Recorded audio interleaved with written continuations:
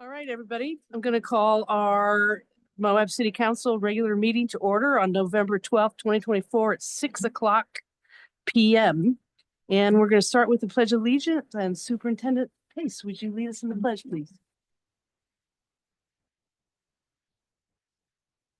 I pledge allegiance to the flag of the United States of America and to the republic for which it stands, one nation, under God, indivisible, with liberty and justice for all. Thank you. All right, first up is public comments, and we have a few tonight. Just as a reminder, your amount of time to speak is 3 minutes, and we'll start with Mike Taylor. And Mike, if you wouldn't mind saying your name into the mic and get it on the record. Hello, I'm Mike Taylor. I live at 273 West Center Street. Thank you for allowing me to be here, speak at Citizens Be Heard. As scrolling through your agenda for tonight's meeting, and I just clicked on the packets to see what was in it, and I was kind of surprised to see that there's a Moab small area plans for East and West Center Street in a packet. We had no knowledge of this, and I got reading through it, and it's basically the exact same thing that we went through almost, I want to say 8 to 10 years ago. But we had several neighborhood meetings discussing this plan, and it all kind of boiled down to the technical legalities of it all. Of everybody agrees that it's a mess and something needs to be fixed, but nobody knows how to fix it. And currently, West Center Street is currently under a whole nother mess in the form of flood issues. So why are we planning more projects before we solve another one? I mean, you have a major flooding problem. These plans would be great, but it won't be so great when you got 1,000 CFS running down the middle of it. So let's fix some other problems that we have before we start proceeding with these plans, I would say.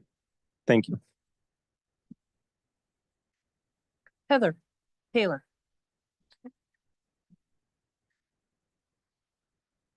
Hello again, guys. I'm Heather Taylor. I also live on West Center Street. I wanted to talk today. I see that another study is on the agenda today for our area between 100 West and 500 West. And I just was looking for some clarity, and maybe that can be answered here today from you guys or our folks from HAL. I had an email from September 16th saying the city is currently funding a separate study focusing on the area between 100 West and 500 West. This is not an NRCS funded project at this time. Hanson Allen Luce is conducting the study, but as of now, we do not have final recommendations or a clear direction on potential improvements. So I guess my question is the budget today for $189,000, is that to cover this study that sounds like was already in the plans back in September? Or is this a new budget for a new study? And my additional concerns with that is I see we're wrapping back around to the trails taking some priority. And I'm kind of confused and concerned. We all just got a tax raise, and seeing all these issues with flooding, not just in our area. I know 400 East, there's several homeowners there who feel the same as we do. Are the trails necessary to add work into right now? And is this a double payment? I mean, maybe they can let us know how many times we've done a study and how many times something's come of those studies is, I guess, the confusion. So maybe some answers on that. Thank you. Okay. Kevin Dwyer.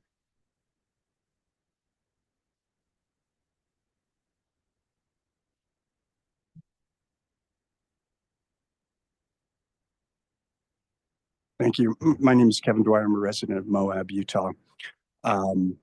Really appreciate the work of the council and also UDOT, who's here tonight, and I'm here to address an agenda item concerning UDOT. As you all probably remember, during 2023 and 2024, myself and Karen Guzman-Newton, a former Moab City Council person, conducted a quantitative analysis on safety on Highway 191 on Main Street. And we determined that it had the highest fatality rate of any city in Utah. On October 2nd, I received this email from Kirk Thornock. He's the director of Region 4, the UDOT Region 4, that's Moab. And he said that UDOT had conducted its own study and found indeed Moab did have the highest fatality rate of any city that they looked at.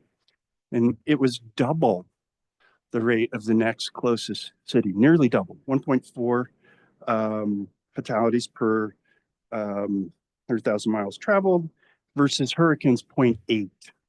And Mr. Thornock said that they relied on what's called the 85th percentile heuristic in determining speed limits in Moab, which we know are very closely correlated to fatalities. Speed and fatalities are very closely correlated.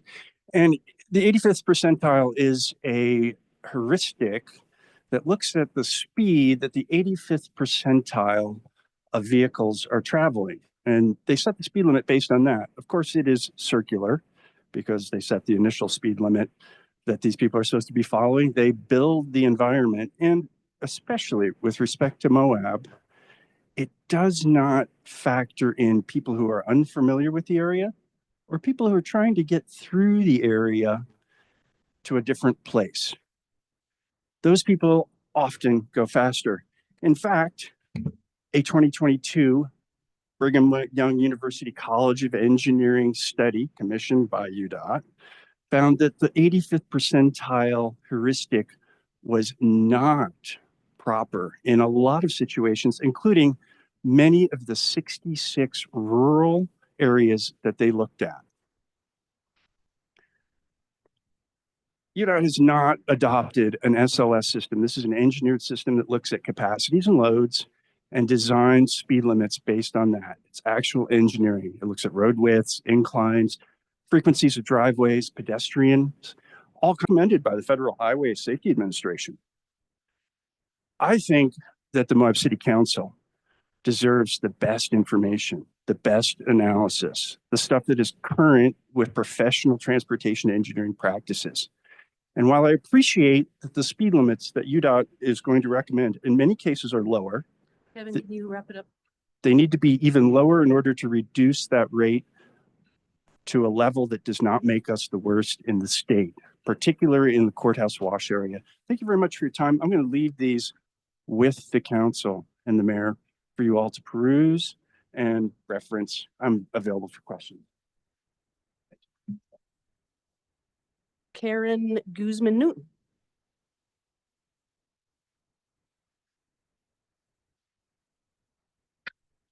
Good evening. My name is Karen Guzman-Newton. I first just would like to thank UDOT very much for their ongoing commitment to improving traffic safety in Moab. We greatly appreciate the steps they're taking to address our community's concerns. However, I'd like to propose an adjustment. I believe we need to reassess the decision to keep our downtown core speed limit at 30 miles per hour. Research shows that even a 5 mile per hour reduction can make a life-saving difference, especially for pedestrians. For example, at 30 miles per hour, the survival rate for pedestrians hit by a vehicle is about 50%, but the survival rate jumps to 80% at 25 miles an hour. Additionally, we all know the issue of red light running on Main Street. Lowering speeds can drastically improve stopping distances. At 30 miles per hour, a driver needs about 80 feet to stop. At 25, the distance shrinks to 70, giving drivers more time to react to potential hazards and reducing the likelihood of a collision. Beyond safety, reducing the speed limit from 30 to 25 could have a noticeable impact on noise levels. According to the Federal Highway Administration, a 3 to 4 decibel reduction in traffic noise occurs when speeds drop from 30 to 25 miles per hour. This reduction in real life perceived hearing is half as loud. which could significantly improve the quality of life for residents and visitors in our downtown area. While lowering the speed limit is a critical step, I also encourage UDOT to consider additional complementary measures that don't place all the burden on law enforcement. One such measure is improving crosswalk visibility. Moab has one of the highest rates of pedestrian activity in the state, and brighter, well-lit crosswalks can make a significant difference in pedestrian safety, helping both drivers and pedestrians navigate with more caution.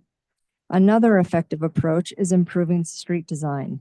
Wide lanes in the absence of trees or visual cues encourage higher speeds. Increased distances between crosswalks and signals encourage higher speeds. Narrower lanes, street trees, and more frequent crosswalks provide drivers with visual signals to slow down. North and south of our downtown core, the streets resemble expressways, which encourages faster driving. Planting trees, narrower lanes, more crosswalks can help slow the traffic and improve safety. Finally, with these measures, these measures largely rely on UDOT, I urge the City Council to consider state-level solutions to help local law enforcement. Speed cameras, which I'm almost done. Speed cameras, which have been discussed by state legislators in the past, could help enforce speed limits while easing the burden on our police department. Perhaps opening up a dialogue with UDOT and legislators to try a pilot program in Moab. Thank you for considering these ideas at 25 miles per hour speed limit for downtown, along with complementary measures, can help make Moab Street safer and more livable for everyone. Thank you very much. Oh, I have legislators' names if anybody's interested. Thank you. All right, anybody else? Pete, did you fill out a form? I know who you are. Yeah, just state it into the mic. Hi, my name is Pete Gross. Quick one for Jason. I'd like to know what happened. What was the result of the volleyball tournament in your front yard? There was too many heads that were lost. Just to echo I got here a little bit late. I would like to add the recommendations. I support the UDOT recommendations for lowering the speed limit.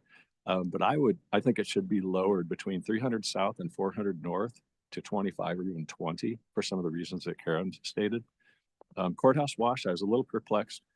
It had recommended raising the speed limit 45 to 55. I'm not sure if that was a typo. But lastly, I shared with you one of my personal anecdotes when I was crossing Main Street on 300 South from at the corner by Zion's Bank. I had the walk signal and traffic had already stopped in both northbound lanes, 2 or 3 deep. And I hurried across to make it easier for the people turning left who were westbound. And luckily, I did notice over the roofs of those cars that were already stopped, I saw a motorhome that looked like it wasn't stopping, and it didn't. And I hit the brakes and I jumped to a stop, and it rolled right through the intersection, towing a long trailer, and slowed down only enough to execute the turn. Just 3 or 4 nights ago, I was riding my bike on Uranium Avenue, and there's the pedestrian crosswalk there. And I was kind of happy to see that somebody had already pushed the button for the pedestrians, and it started flashing yellow in my direction. I thought, good, I can get across Main Street very quickly. So I watched went from flashing yellow to a solid yellow, then turned red. And right about that time, as I started to enter the intersection, there was still a vehicle northbound, just rolled right on through. I don't know if a lower speed limit would help, but if I had not acted defensively, I could be one of those statistic fatalities on both those incidents. Anyway, thank you for your time.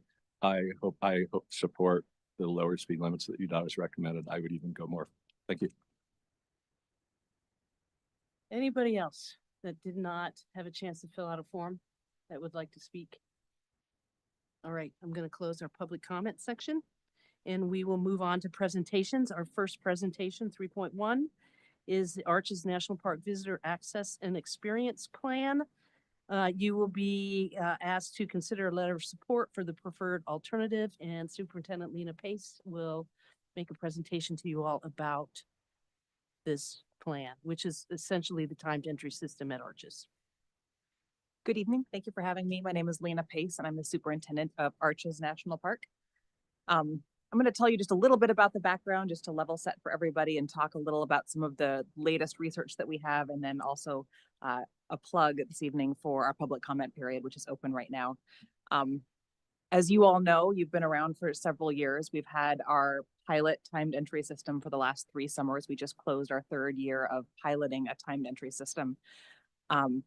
Over the last 20 years or so, visitation to Arches has increased by 73%. The facilities at Arches were not designed for that level of visitation. So we've had, as many of you have probably been familiar with, we've had parking issues, we've had challenges with congestion at the entrance station, and congestion also at some of our visited sites. Delicate Arch, Devil's Garden, the windows in particular, a lot of congestion on the trails, in the parking, people parking off the roads, causing resource damage and social trailing and things like that. We've attempted several things over the last 20 years to adapt to the increasing visitation. Among those things, we've expanded the amount of parking we have in the park to almost double what it was prior to this increase in visitation. We've added a parking lot attendant program to try to manage parking and help visitors move more smoothly through the area. We've had to do periodic gate closures where we've had to just close the gate and wait for more traffic to leave the park before we reopen to the park. So some visitors have come all the way to the park and then not been able to get in. We've expanded the entrance road. We added a lane to make sure we had 2 lanes of traffic, and to try to minimize the number of times that traffic, when it got into a long line, would impact the state road out there past the intersection. Despite all of those measures, we've been unable to manage visitation until we put into place this pilot timed entry system. And the bottom line is that the entry system, the reservation system, is working really well. It's working as we hoped, in that it's distributing visitation across the times of day and across the days of week. Through the pilots, we've been able to study visitation, we've been able to talk to visitors, and we've learned several things. Number one, visitors now have reliable access to the park. They can get a timed entry reservation and come to the park at a time that they know they'll be able to get in. There won't be a closure. They'll be able to find parking. They'll be able to get up on the trail and have a good experience. We have successfully distributed visitation. The visitation has not decreased. In fact, it's just distributed more evenly across the times of day and days of week during the period of time during the year that we've been doing timed entry. We have positive feedback on our reservation system. So when you go online and you make a reservation, you can click a box that says, how was your experience in the park? And we've received over and over positive feedback. We have improved parking access, no temporary closures, and, as I said, no measurable impact to visitation. I want to speak briefly to the socioeconomics of all of this, because I know there's been a lot of concern over time about how this might impact Moab and the county as a whole, in terms of visitation, in terms of where people are spending their money and how they're contributing to the economy. While visitation to Arches and local taxable sales are strongly and positively correlated, we don't have a clear understanding of the directionality of that correlation. So, for example, we know that a lot of people who come to Moab go to Arches, a lot of people who come to Arches go to Moab. And whether Moab is driving visitation to Arches or Arches is driving visitation to Moab, it's unclear, but we do know there's a strong correlation there.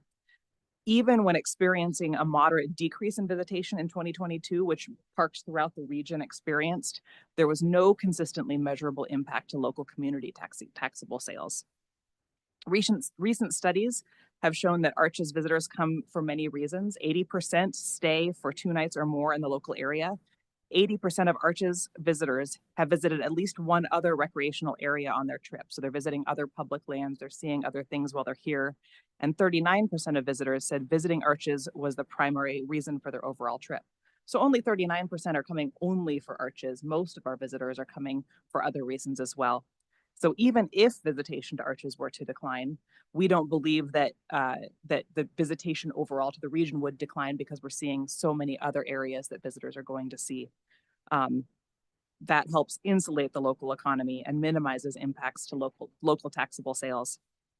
There's no indication also that the pilot timed entry system is deterring visitors. We're still seeing strong visitation. We're still seeing strong numbers of people coming into the park. Only about 15% of tickets are purchased 3 months in advance. You can purchase tickets.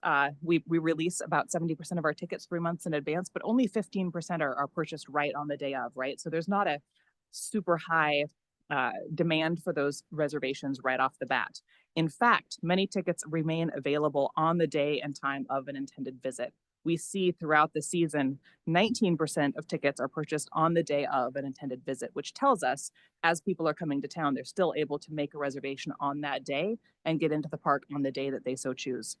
Additionally, many visitors are accommodated outside the timed entry hours. This most recent year, we did 7 a.m. to 4 p.m. was the hours where we required a reservation. And about 37% on average of visitors are actually coming outside those times. They're coming early in the morning, which folks like to do because it's not so hot anyway, or they're coming after 4 p.m. when there's no reservations required. We have very positive feedback also from our permit holders, those who operate concessions and CUAs who have permits to operate businesses in the park, because they, like our visitors, realize shorter lines, a reliable time to come into the park, reliable parking access, and positive visitor experiences when they come into the park. So all of that said, we are proposing that we move forward and make permanent our timed entry system. Our proposed alternative in the environmental assessment that was just released does continue with that same system that we've been piloting over the last 3 years. It does allow for quite a bit of flexibility within that plan so that we have the ability to continue to monitor and continue to adjust year on year how we do this, depending on changing visitation patterns and changing visitor needs. For example, you'll see we just released our pilot timed entry for the 4th year, which will be in 2025, pending a more permanent solution as we complete this process of a permanent plan. And in that proposed 2025 summer season program, we will stop timed entry requirement for the hottest six weeks of the summer when we've seen a measurable decrease in visitation over the last 3 years. We're going to give it a try and see if we're able to pull back that requirement, allow visitors to come and go without a timed entry reservation for part of July and part of August, and see how that works. So we're able to continue to adjust to visitor needs as we move forward. Our EA was released on Thursday, October 24th, so we're in the middle of the 30-day public comment period. We certainly encourage everyone who's interested to make comment and or attend some of our public meetings. So we have a public meeting virtually tomorrow from 12 to 2 and in person at the Grand Center on Thursday evening from 5:30 to 7:30. So that's where we are today. We really appreciate the City of Moab's continued support. I believe this couldn't be done without all of our partners who are helping us to message this, who are helping us to talk to our visitors about what they're going to experience and prepare them for an appropriate, reliable, positive experience at Arches National Park. So with that, I'm happy to answer any questions that the council has. Questions? So in terms of the new pilot where you're going to not have reservations during the summer, 6 weeks. So if this program goes permanent, that would be part of it? Or would you have the flexibility to kind of maneuver that around based on visitation? We'll have continued flexibility. So what the proposed plan puts forward is from April through October, between 6 a.m. and 6 p.m., we have the ability to implement timed entry reservation requirements. However, within that time frame and within those hours, we have the ability to adjust. So this ability to pause timed entry for about 6 weeks of summer when we're seeing lower visitation is something we're going to try, and we can adjust back or change those times exactly depending on changing visitation. Right now, because of the heat the last couple of summers, we've just seen a decreased visitation, and so we want to try to work with that and make sure that we're not requiring reservations when they're really not needed. Okay, and that would be allowed? Yes. Okay, Yes. Would you guys stick with that? Like if you see like during that program that you're having to close the park, because it's too full, during that period, would you just say, oh, this is the way it is for the next 6 weeks? Or would you you wouldn't implement it in the middle of that 6 weeks and be like, hey, it got too full, we're going back to the reservation system?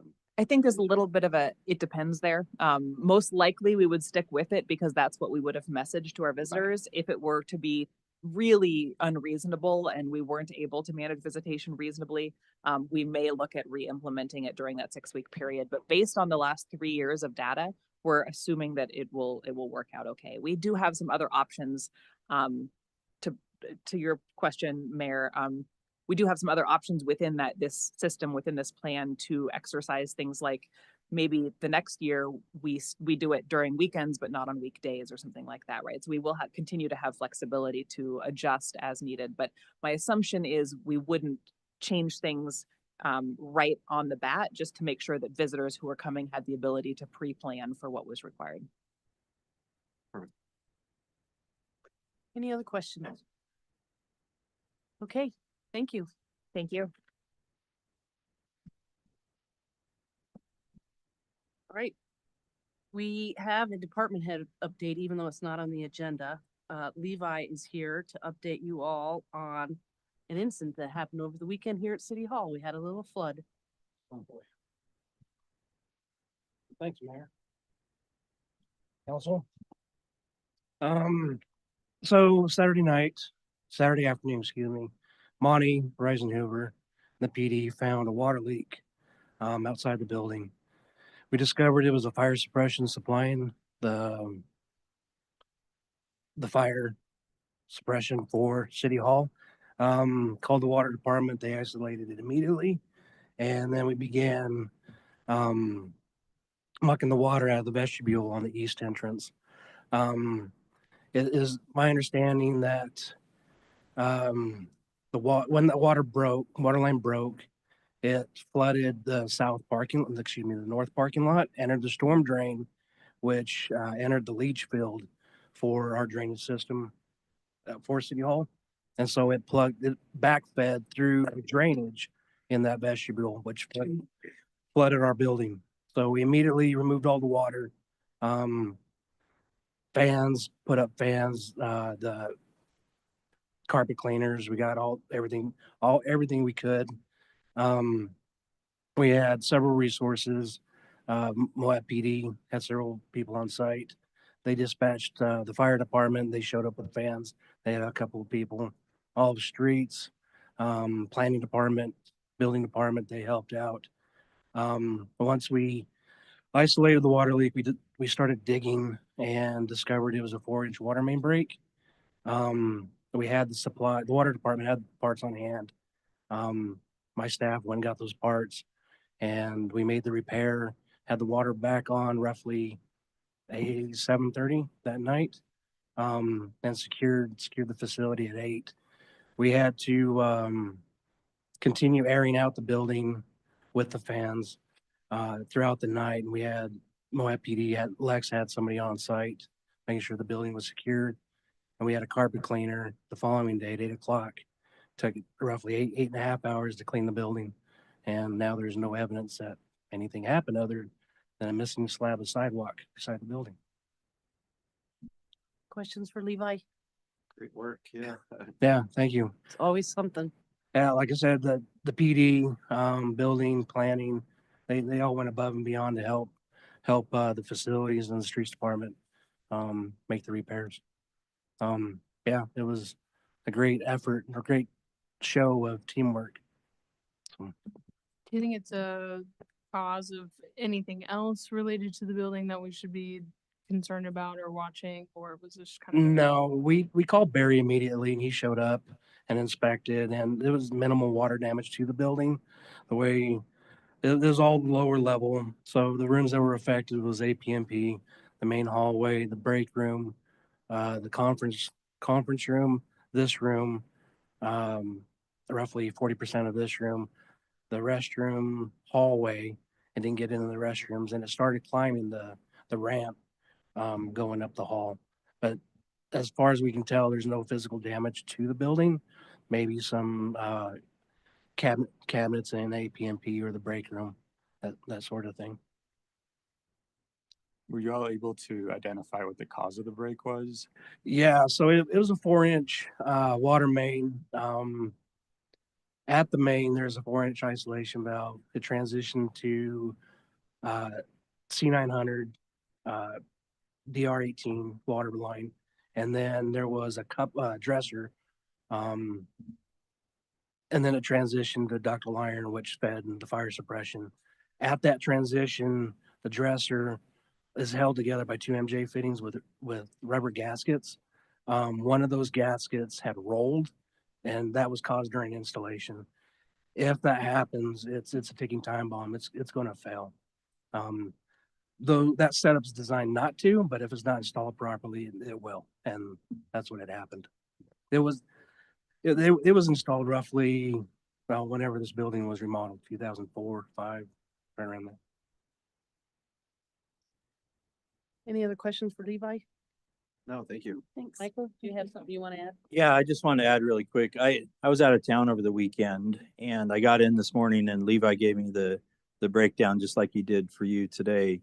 And my first question was, do we need to find a new place for a city council meeting tonight? And he's, oh no, we have it all taken care of. So thanks to Levi and his team, especially for his leadership, he was able to get in here and get this taken care of so it didn't interrupt any of the activities here at City Hall, and we were able to open as normal.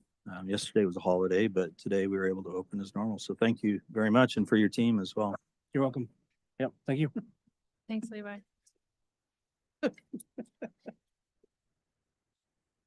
Everything's normal. That's our guard dog. Yeah.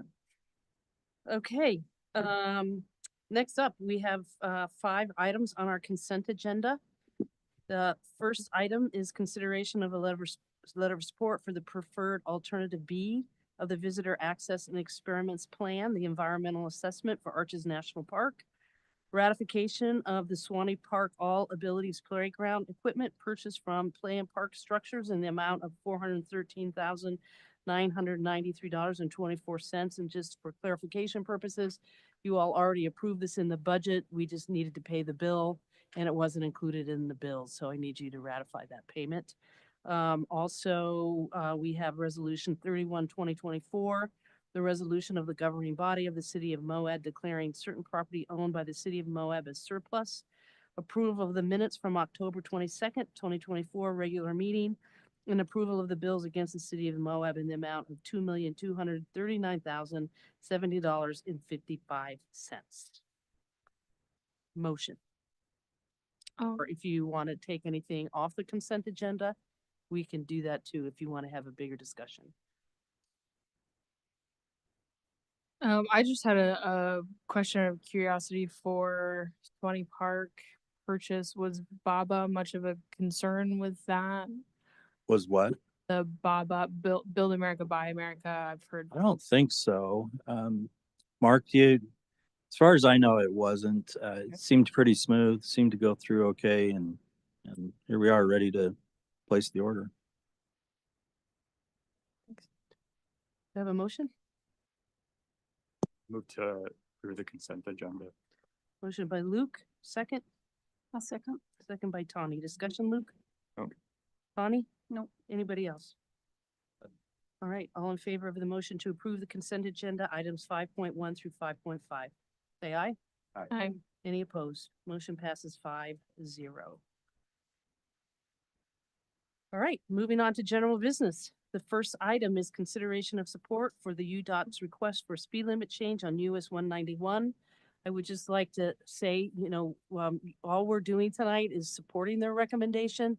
I really appreciate the opportunity for us to be able to have a conversation with UDOT about their recommendations. Generally, we wouldn't, they can do whatever, it's their road, they can do whatever they want with it. But I really appreciate the work that they did, the presentation you're gonna hear. If you have any questions, and then we'll consider supporting their recommendations. Jared? So we have Jared and Cody here from UDOT. Come on up, guys. No, so no, it's okay. So they'll just go through their presentation really quick. I'm going to put the presentation up for you, so you'll just need to tell me when to scroll. Oh, Okay? are you ready for it? I have it. So my name's Cody Marchant. I'm the traffic operations engineer in Region 4 with UDOT. You can go ahead and share it now, Mike. What we wanted to do was, so we've done a speed study through the area, and UDOT updated this speed study or their speed policy earlier this year. And with it being implemented, we had from 300 south north all evaluated with that new speed study. And we'd worked on making some proposed changes for the speed limits. And then with some more comments and interaction with with the city. We took the speed study that was evaluated or that was done back in 2023 before the speed policy was adjusted and had them relook at it with the new policy. And that brought forth some more recommendations from about milepost 117, so just near the Spanish Valley area. And it initiated a look to adjust the speed limits there as well. So this incorporates the whole area from there up through the north end of town. Some of the things that changed in the speed study or the speed policy, I'm sorry, are we now look at the context of the road, the land use, the type of accesses that are happening, and kind of the general area of the segment of the road, as well as we still look at the 85th percentile of the speeds, but we also evaluate at the 50th percentile of speeds and look at what is kind of happening along with that context of the use of the area. So what in the presentation here, we'll step through where the speed breaks are recommended, to just kind of help give you, as we go slide by slide, it'll look more like that. So we're starting on the south end of the town. Go ahead, Mike. So here it's down by Old Airport Road. It's currently 65 miles an hour. We are proposing that we change the speed limit to 65 and continuing through the Spanish Trail area. As we get to there into the next slide, you'll see that it Just real quick, you said change to 65 or 55? changed to 55 from 65. The next one? Yeah. And so this area, it's still currently 65 and we are proposing changing it to 50. As we continue to move north here, we're getting into higher multi-use of the access to the highway where there's more than one land use kind of happening. We're getting into a little bit of businesses, residential. You got the KOA there, and then residential on the other side. And we're getting closer to town. If you want to go ahead and change to the next slide, Michael. So as you're approaching Mill Creek, I think last time Jared and I were here, we talked a little bit about the signal that's going to be going in at Mill Creek Drive and Aggie Boulevard. UDOT's, so as that moves forward, this current speed limit's 55 through there, but we're proposing a drop to 50 as we approach that area coming into town. So go ahead, Mike. So, and here as we move forward, we're at 45 miles an hour going into through town at the south end, and we're proposing changing it to 40 through that area. This is in line with that access, or we refer to it as an access category, which is part of that land use and the area, the context of the road, what's happening in that area. So right as we get into, this is just north of the Maverick, or the South Town Maverick. We're gonna align these two. They're offset just a little bit currently, where the current 45 and 35 are. So we're gonna line those up, and we're gonna propose that the speed limit be dropped to 30 miles an hour, and then this will continue all the way through town. And yeah, you can see that it'll stay the same as we kind of go through there. And so right here, where it changes back to 35 miles an hour is right after the pedestrian hybrid beacon or the overhead crossing that's pedestrian activated. We're proposing to extend this out as a 30-mile-per-hour zone. This area in the speed study that came back was one of the areas where the 85th percentile was much higher than the posted speed limit. For the whole course of the study, this was the only one that was showing above 5 miles per hour, more closer to 7 and 9 miles at the areas where they gathered their data. So this was the highest area where it seemed a bit of a challenge to say that we might see compliance here by lowering the speed limit even more. But with using the 50th percentile, and again, the context of the road and all the growth that's happening there, we are proposing to still drop to 30 to be in line with the rest of the town. And so here, going up and through the Colorado River, we're proposing to go from a 45-mile-an-hour speed limit to a 45 to a 40-mile-an-hour speed limit up and over through there to the courthouse wash section. And then here at the courthouse wash, we're actually proposing to bring the 55-mile-an-hour zone back over on the east side courthouse wash. To again, we change a little bit of that context of the road right as you go over this structure, and so that's why we're proposing to move it out there, and it is a lot more in line with the speeds that people are already they're currently driving. So. No more outbursts, or you'll be asked to leave. Continue, thanks. So that's where we have the change of the limits here, just as by way of information, not proposed in these slides.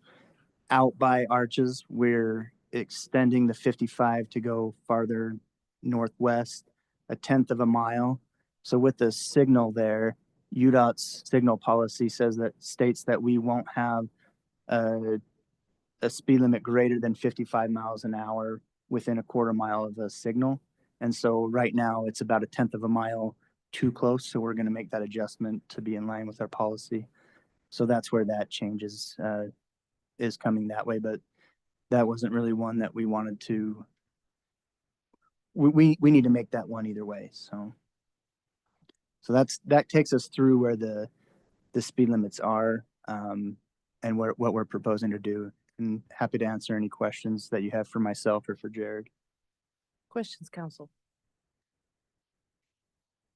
Good question. Go ahead. Thanks, Cody. Thank you for your work on this. The only thing that is really hanging me up on is still in my area of real concern is our pedestrian center of downtown area and why that remained at for those several blocks at 30 miles an hour and why we're not able to get a lower speed limit down there.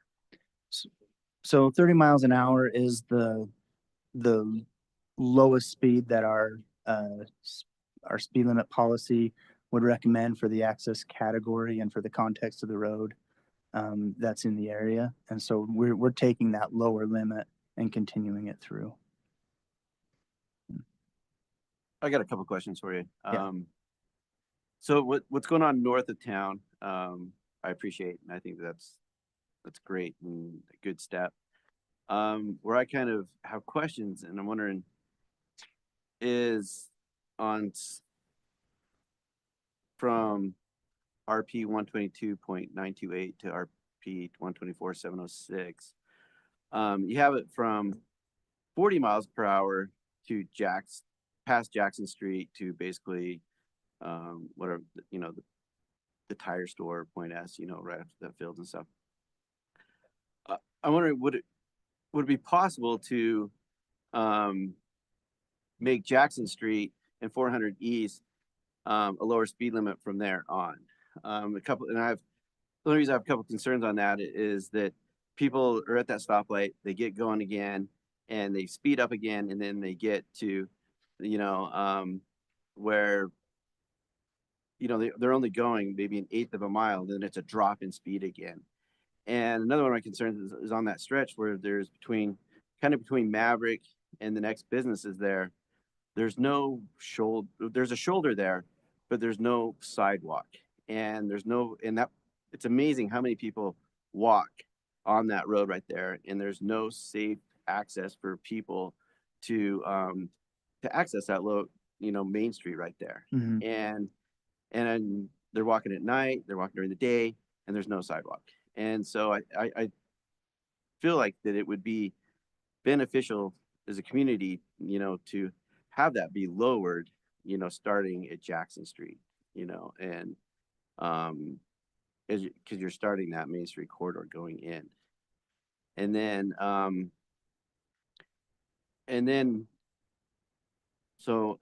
next slide kind of shows that as well, like maybe dropping it, starting at Jackson Street to 30 miles per hour, right there, instead of having a short section that's 40. Is it 40? Yeah, 40, and then dropping down to 30. It seemed like a clean, yeah. Yeah, it's just a clean thing, it's like, and I think it, pedestrian safety, considers that, since there's no sidewalks during that section, it's a busy area. So I'm wondering if you guys would consider doing that. And then going to the north end,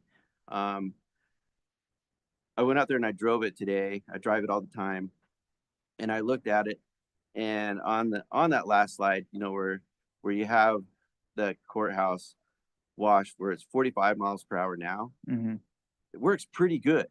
It's not, I think having that being 55 till the other end of courthouse wash is a huge, especially with this hotel that's right here. You're talking on the Spring east side Hill. of Yeah, Courthouse Wash, right? Yeah. Yeah. Cars are flying down that road. And when you're trying to make a left-hand turn, that 45 miles per hour makes a huge difference. And then you have people coming out of the Moab dock, or the Moab, there, you have to turn right. You can't really see over the crest of the bridge, and you have to turn right to go down and make a U-turn in off where there's the bike path parking. You know what I'm talking about? It's like the only place where you can make a U-turn to flip around. And a lot of locals use that, a lot of tourists use that. And when you're trying to make the left-hand turn, slower speeds right there would make a huge difference to accessibility and having it be safer. So it would even be greater if it could be extended 45 miles per hour to the Potash turnoff. But I think that's probably too much. I don't know that you guys would go for that. But I was just wondering if instead of extending that to 55, if you guys would keep it 45, just because of all the traffic that's coming in and out from those two access points, Kanelands by night, the Marriott, and the Moab Bridge during the summer. Those are always people with trailers. There's buses pulling trailers. They're slow, and it takes them a while to get up to speed. And then they're trying to make a U-turn right there. So that would be two concerns that I had that I was wondering if you guys would be willing to look at that. We definitely will. Just going back to Jackson Street, Uh-huh. are you asking maybe to move it on the southeast side of Jackson Street? Yeah, So my one thought is trying not to keep it too close to the intersection. That way it can be captured as people make that movement. They're noticing it, where if it's too close to Maverick, well, not Maverick specifically, but too close to the intersection itself, I worry with a speed change, with it being a different speed break, that it's different than what's on the south side. They won't know about the change in speed limit. So I was just thinking like making Jackson Street the start of 30 miles per hour. So would your preference be on the south side? If Yeah. we're looking at the intersection, Yeah. 150 feet on either side. Yes. Yeah, exactly. So the south side of that. Yeah. Okay. I think also having it on the southeast side of that, there's the gym, there's a bank, there's a few retail stores right there. I think that there's enough traffic and people crossing the road right there that I think it'd be a benefit. I think it would be too. It's yeah, there's, that gym is super busy. It's super busy with high school kids go to dance lessons there. They do a lot of, thing. And it's just, it's a nightmare trying to pull out of those intersections because it's going so fast. Yeah, and that big field north of the Maverick is probably going to be developed commercial as well. And so there's going to be more traffic in that area. And so I think it makes sense to start the lower speed limit, like you were saying, southeast side of Jackson. Yeah. Anything else, Jason? Nope, that was my thoughts. I kind of went over it. I Anybody appreciate you. Yeah. Hearing me out. Yeah, Well, no, thanks for the suggestions on it. So. I just wanted to echo Jason's sentiments about both of the places he had addressed. And particularly with that upping the speed limit, I think going from 55 to 40 for people that are coming in southbound is a pretty drastic drop in speed. Just like 15 mile an hour. I kind of like the more gradual approach, like Jason was saying. And yeah, that all ties in with kind of the increased traffic in that area and with a lot of the larger vehicles that are going to be moving a lot more slowly and are going to have a much more difficult time getting up to speed.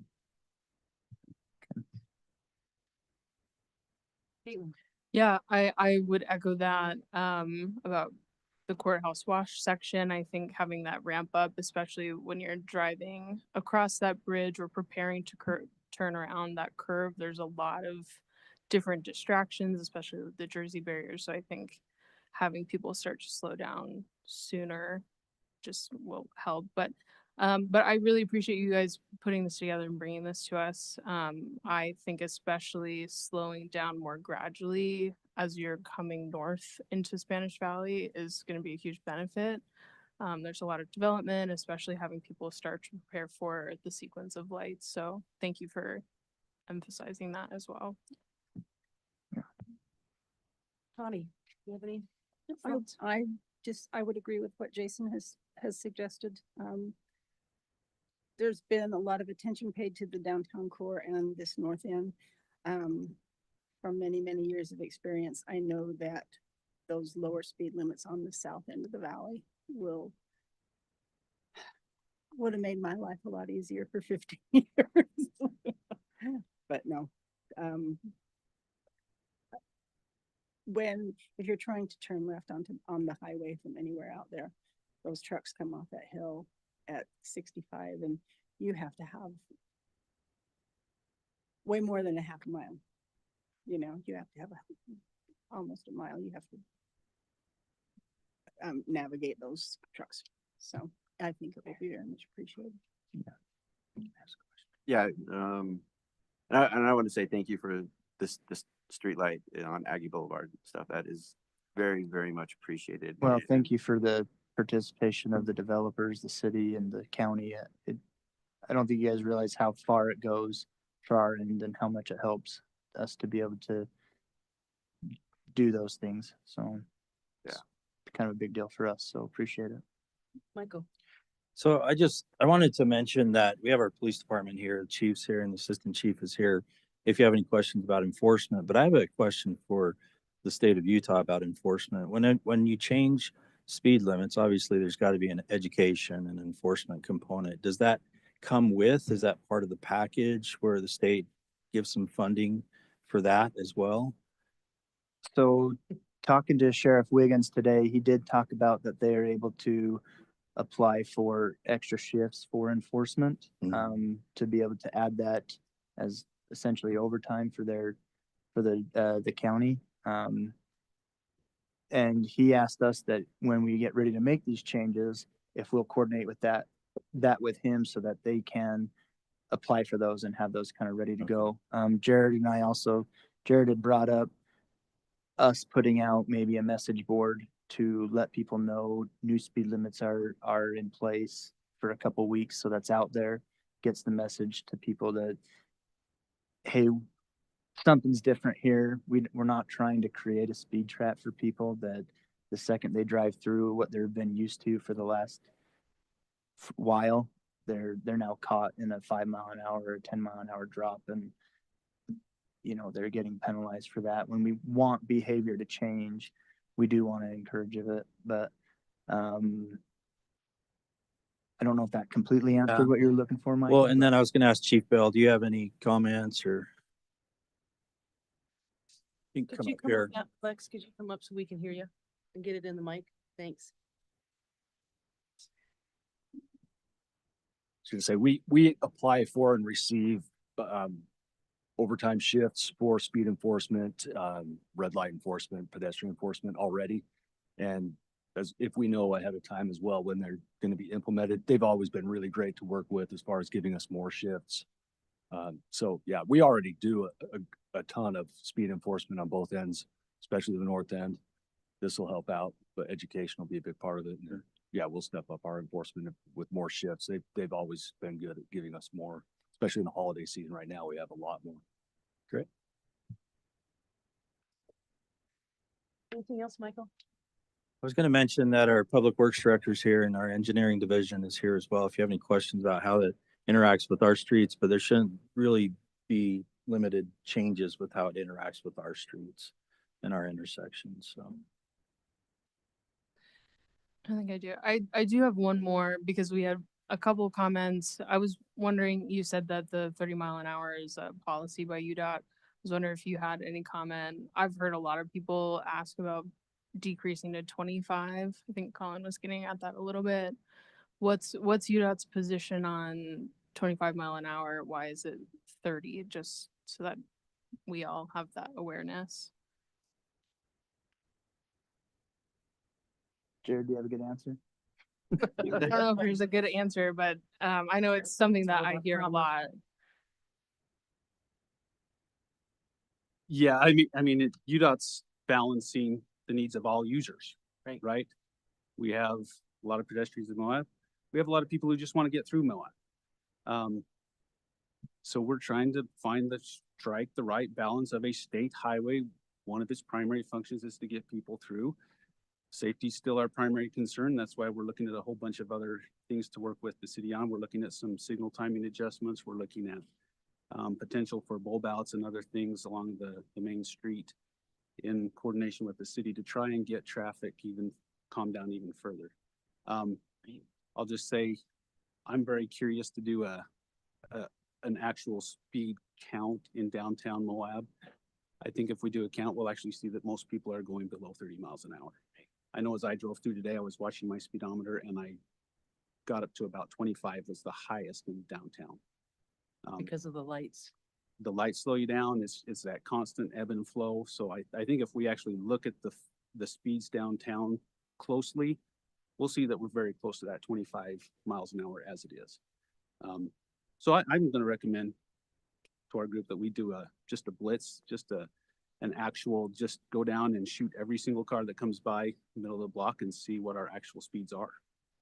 I think that'd be good information for the group to have. Yeah, that'd be great. So be really good for me to have.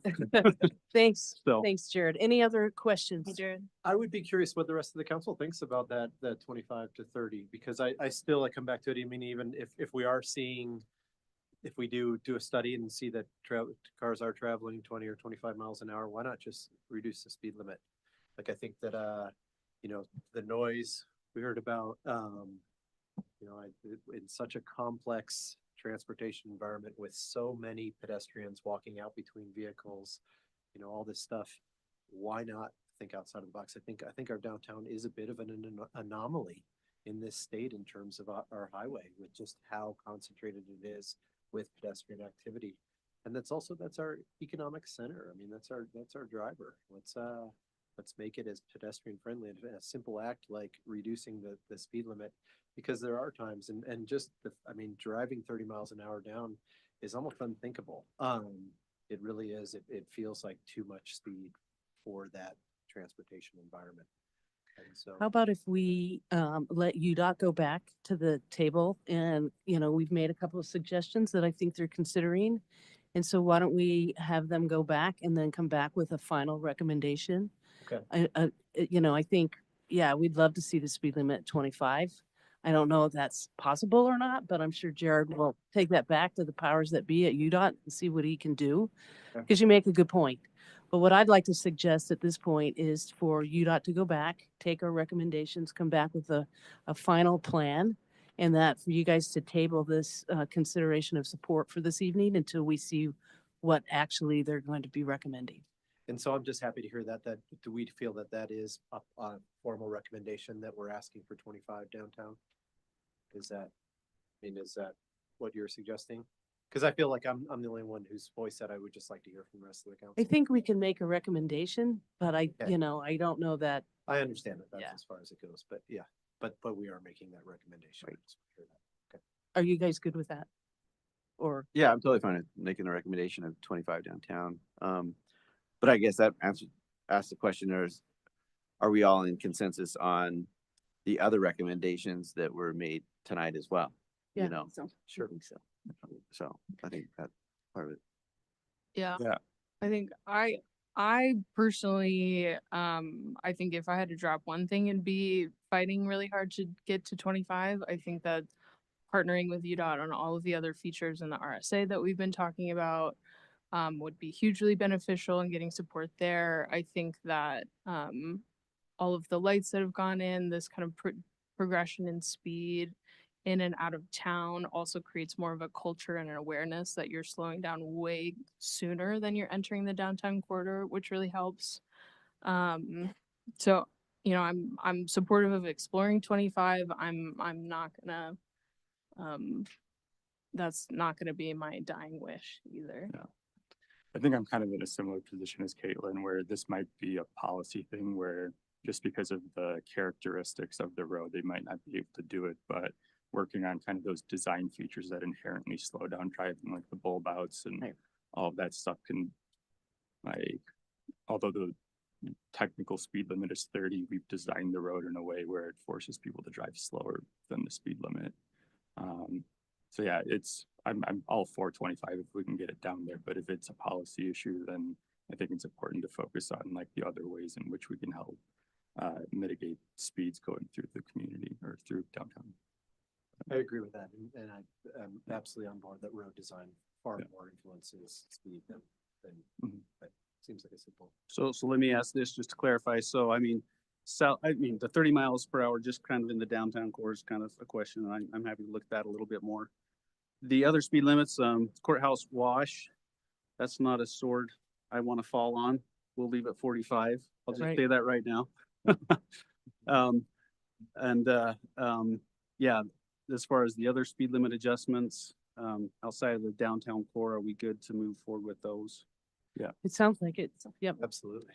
The only question is that you wanted the speed reduced at Jackson. We will Street. Jackson. We'll do a quick review of that. Okay, and look see. at that. So if I could have a motion to table consideration of support for UDOT's recommendation until we get the final recommendation from them, that'd be great. And we'll see where it all ends up. And is that just for the 30-mile-an-hour section? And No. Jackson.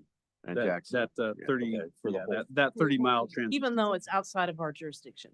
So You can know, I we're ask really- a question on the adjustment to the, for the 25, is that if we look through the whole slides, the full 30-mile-an-hour section, or just from like 200, 300 south to north. 450? I think Just that would be, that's yeah, that downtown. corridor. yeah, Yep. that's Center Street. To me, that's the core. Yeah, Okay. South of yeah. 400 was kind of the I core just wanted to junction. clarify where 25 would be desirable. Absolutely. Yeah, I think that's totally desirable. Yeah. Yeah. Anything else from you guys? Motion. I'll make a motion to table this until we get UDOT's final recommendations or final proposal on this traffic All right. speed limits. All right. Motion by Jason, second by Colin. Any further discussion, Jason? No, thank you guys so much for Thank being you. here. We appreciate it. Colin? Thank you. None. Thank you. Anybody else? All in favor to table motion one, consideration of support for UDOT's request until we get the final recommendations. Say aye. Aye. Aye. Any opposed? Motion passes 5-0.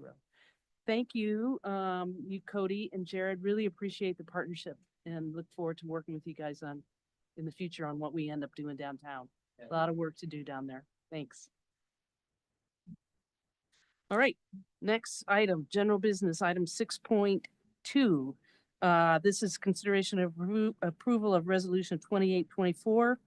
Resolution of the City Council of Moab approving an interlocal cooperation agreement with Grant County for joint administration of grant funds for Safe Streets and Roads for All program to update and Safe Street and Roads for All program to update and implement the 2022 Unified Transportation Master Plan.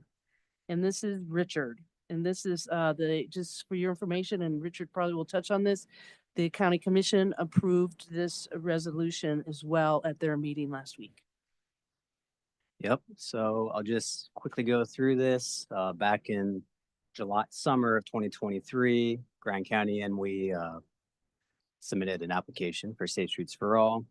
If you remember back in 2022, a lot of you weren't here. Grand County and the city of Moab adopted the Unified Transportation Master Plan. And in that, there's a few planning assessments that were identified. This grant will do the roadway planning assessments 1, 3, and 4. Roadway planning assessment 1 will look at the Mill Creek corridor, basically from US 191 all the way to 400 East, and just identifying treatments as to how we can make Mill Creek Drive more just safe for all road users. What are the kind of multimodal treatments that we could do to make active transportation better? How can we address intersections like Mill Creek Drive and Sand Flats Road to be more safe and effective? And then Grand County will be looking at Spanish Valley Drive and Spanish Trail Road. So yeah, we're not designing any specific treatment. We're not designing any projects. What we're doing is, if you look at the UTMP right now, the Unified Transportation Master Plan, you'll see that there's prioritized projects that have just conceptual costs. We're just trying to kind of bolster it with more projects that are specific to the Mill Creek corridor. Also, for more competitiveness in future Safe Streets for All grants, we're doing an equity analysis. So we're just going to be further looking at who is disadvantaged in their access to safe streets. So yeah, that equity analysis will be part of the prioritization of any projects. Lastly, this was identified in the UTMP. It's also identified in the Sustainability Action Plan, is some kind of complete streets ordinance or some kind of complete streets policy to where we guide development towards complete streets. And that's just looks kind of like King Creek Boulevard pretty much. And so this grant will help to develop that, and that'll come before you guys as well. So I think that's pretty much it. Any questions? We've already received the grant. Yeah, we just need a local agreement with the county. Yeah, and a local agreement with the county, just because we're splitting the grant 50-50, and there's 120, so we get 480K from the feds, 120K locally, a local match. We're splitting that 50-50 with county, 60K each, and then there's also some employee hours that we can use to reduce our cash contribution. And so in the local agreement, it's just kind of defining what that relationship looks like. Has the county already approved it? Yeah, they did they last did. week. Last Okay. commission meeting. That's what I thought. Any questions for Richard? I have some small clarification questions. So for the cost sharing, there's language about cost sharing, 120 each. But then there's also additional language about each being responsible for 10% of consultant invoices. Is that included, or is that separate from that 120? That's included with the 120. So it's just that. So the city of Moab, I'll just clarify this now. The city of Moab is the one who's receiving the grant and is administering the grant. We're going to pay the consultants 100% upfront, and then we ask FHWA for an 80% reimbursement and county for a 10% reimbursement. So that way we have 10%, county has 10%, the feds have 80%. Cool. Thanks. And then policy-wise, as we're working on complete streets and doing planning assessments with the county, so are we thinking like complete streets ordinance that will be similar between city and county? So this is a city only thing. City only. They want to, if I remember correctly, Elisa Martin, the former planning director, was just hesitant. They wanted to see what it looks like for us first because they have many other considerations. We're an urban center and they have many rural roads and stuff like that. So Sure. Great. So, and I kind of had a question kind of going along with that. This is undergoing a more rigorous equity analysis of transportation safety access. This update to the UTMP will identify treatments to intersections and roadways along Mill Creek Drive. Is that the only section that's within the Moab City limits? Because then you have Spanish Trail Road and Spanish Valley Drive. And so, and is that from Mill Creek Drive, the intersection of Mill Creek and 4th to, say, the city limits? just yeah, I don't And know. are you- The city limits are so wonky. There's so many islands, but it goes all the way. Just looking at every intersection along that way, you know, from I don't know, like Oak and wherever those side streets are that are by Rotary Park, you know, stuff like that. Is that what it's kind of looking at? Yeah, it would look at those kind of intersections as well. The intersections with the local roads. Yeah. Okay. So yeah, it's going from 4th East and also the 300 South intersection as well. And then Mill Creek Drive all the way through Sand Flats Road, looking at that intersection down to Murphy Lane and all the way to US 191. Also, it'll look at like just do a again, we're not designing it, but looking at what's the feasibility of an underpass at 191 to USU Moab as well. But so yeah, we have a lot of money to do this. So just any intersection pretty much, if we'll be doing like some more road safety audits like UDA had done with the consultants. And then just as we work our way down that road, noting any deficiencies in accessibility and safety. Okay. And yeah, so, and then Spanish Valley Drive and Spanish Trail Road are all county. That's where they'll be doing their contribution. Any other questions for Richard? Anything else, Jason? Give me a second. No, okay. I'm all right. All right, I'll ask for a motion.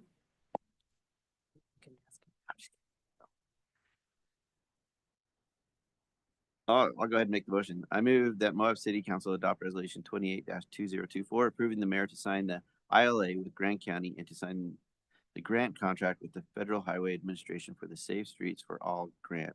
Federal funds amounting to $480,000 and the local match amounting to $120,000, split evenly between the city and county and including employee wages. Motion by Jason, second. I'll second. Second by Tawny. Any further discussion, Jason? No. Tawny? No. Anybody else? All those in favor, say aye. Aye. Any opposed? Motion passes 5-0. Thank you, Richard. Thanks, Richard. All right, next up we have Marcy. She's going to present the ordinance 2024-06, which is an ordinance adopting the Moab Residential Utility Assistance Program. If you all recall, we heard a lot of concern from folks when during the property tax discussion, and this was a way that we could help those low-income folks with their utility bills. And so, go ahead, Marcy. Go ahead. Well, you pretty much took all my lines there, Mayor. Sorry. That's as most of you know, we had the low income housing water program and the funding ended for that. It lasted 2 years. They were hoping the program would extend, but because it was kind of a competing battle between the heat assistance program and the water program, they decided to end the water program and continue with only doing the heat program. So while people are still getting assistance for low income families, they're no longer getting assistance for the water. And as the mayor noted, this was actually a council-driven policy that was created. We used information from different counties within Utah to try to create this, Utah County being one of them. And then really we just kind of developed it based on, what a policy would be to put an assistance program in place. So in this case, this process is to streamline our residential utility assistance program for low-income families who own properties or rent their places of residencies and are responsible for paying utility bills. One of the things that we considered when we did this was people who are in city limits but actually do not use our utility services. So we're incorporating groundwater and sewer utility services. And I just want to elaborate a little bit more on that. We will not be sending any of the the assistance to the resident directly, we will pay their utility bill with whatever is decided for this program. Questions for Marcy? I got a bunch. I think you answered a few of mine in notes beforehand. Thank you for all of that. I think for me, I would love to see this expanded. I think that just as a policy, I'm hearing that this is in alignment with the city's other programs to support low-income households. I think that there are a lot of people that this would benefit further. I'm open to the idea of this being a pilot and it expanded further based on this criteria, but and I didn't know much about the water assistance program leading up into this, but yeah, I think expansion into WIC, into people accepting heat. I think I have a question about, us using low income, and for me, working in housing, low income goes up to a higher income threshold than the federal poverty level, using HUD's definition of low income. That would, for a household of 4, this would go up to like 55,000 for a household of 4. HUD used a definition that goes up to like 73,000 this year. So that's kind of, I think, more of a question to my fellow council members about their willingness to expand the scope of this and who would benefit from this. I think also when we were talking into this, there was a lot of conversation about how this, property tax would impact people on fixed income. So wondering if there's any kind of like, if you are on Social Security income, or if there's anything we want to expand specifically to target people that are on fixed incomes. So I'll start there, I guess. Can I add just one comment? So you actually had referenced something about the WIC, and actually we cover the WIC criteria under the 185% of federal poverty levels. So that actually expanded we don't just go off of SNAP programs or things of that nature. We actually utilize like the school lunch programs, which are slightly higher criteria. And I don't know if the WIC criteria is the range that you might be looking for, but when I did some research on that after Luke had posed the question back to me on the WIC, based on the criteria that we have outlined, we actually meet that. It would just be something that we would add in as something they could provide that, hey, we're on WIC, and they would automatically qualify. So we've actually expanded that threshold above SNAP, because I do understand like the SNAP program is super low. It's only 130% of the federal poverty level, which is very, very low. And there's so many families who don't qualify for the SNAP program or Medicaid or any of those assistance that they have. But because we went to the 185%, we do cover a broader group in this program. And also, just remember, for this particular program, this program's running from January to July, and then it'll go back in front of council during the budget process to see what we want to allocate as far as funds. We only have $75,000 allocated right now for this program. So if we do look at broadening this, there's a possibility that the people that truly do need it at this time may not get it, because it's a first come, first served basis. So while I'm not opposed to something like that, this is council's policy, it is your guys' direction, but I do recommend that maybe we look at, we look at prioritizing it with the recommendation that you have, Caitlin, to expand that. Because $73,000 income will definitely open that poll up quite a bit, depending on the family size, and that information will have to be provided, but then it could run the risk of funds being used up before it's available to everybody. Yeah, and I've been struggling with the prioritization of it. Because I was able to pull some income data. It's for Grand County from 2022, but kind of operating off of I think the median household in Grand County is like 2.41. So I bumped it up to our equivalent of 3, or a 3-person household, and at least in Grand County, that accounts for like 40% of household incomes. So it is like already a really substantial portion of our community. But one of the things that I have questions about and I have very mixed feelings about is kind of prioritizing people, because there are people who are going to have access to heat and a lot of other statewide programs available to them, like individuals on fixed incomes. And so do we potentially, like, I totally see how adding an additional program like that can really help out those people in like the lowest income brackets of our community. But there's also going to be kind of like that weird gray area of people who really might not be able to afford the increases that result from the property tax, but aren't eligible for any of the things. And so I know at one point we were talking about trying to develop a program that potentially catches those people that slip through the cracks of state-run programs. So I think that's kind of like a much broader discussion as to like who exactly we want to target with this, particularly because there are limits to this. Like with it being a 6-month program, that's a little over 300 households that are available to take advantage of this if they want to use it for the full 6 months. So I'm really glad to see like the policy up and running, but it also kind of made me realize that I don't know if we had really directed the staff of exactly like who we want this to target, and like kind of what the rationale behind that is.